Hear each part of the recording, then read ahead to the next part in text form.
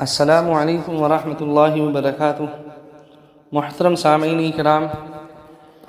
آج میں آپ حضرات کے سامنے چند ایسے اعمال بیان کر رہا ہوں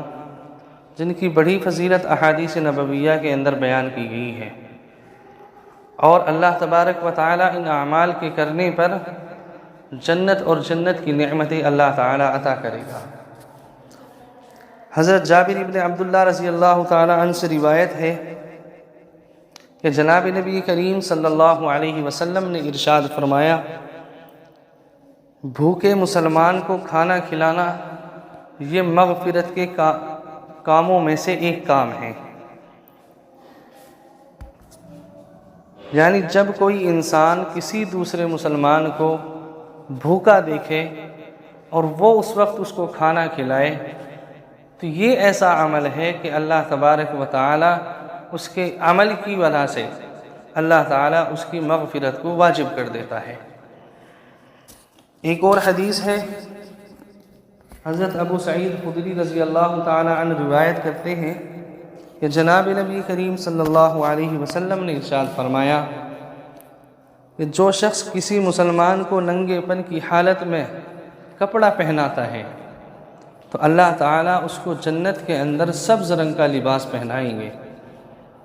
کوئی مسلمان اگر اس حالت میں ہے کہ اس کے جسم پر کپڑا نہیں ہے یا ہے تو وہ بالکل خستہ حالت میں ہے، پھٹا ہوا ہے،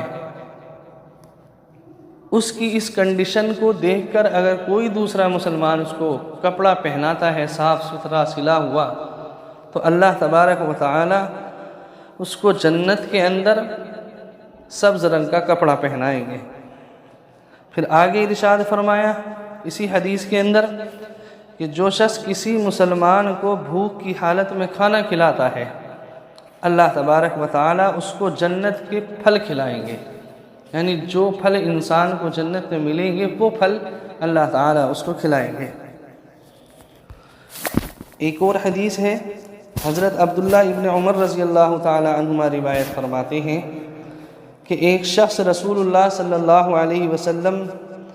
کے پاس حاضر ہوا اور دریافت کیا کہ اللہ کے نبی، اسلام میں سب سے بہتر عمل کون سا ہے؟ آپ صلی اللہ علیہ وسلم نے ارشاد فرمایا، کھانا کھلانا اور ہر ایک کو سلام کرنا۔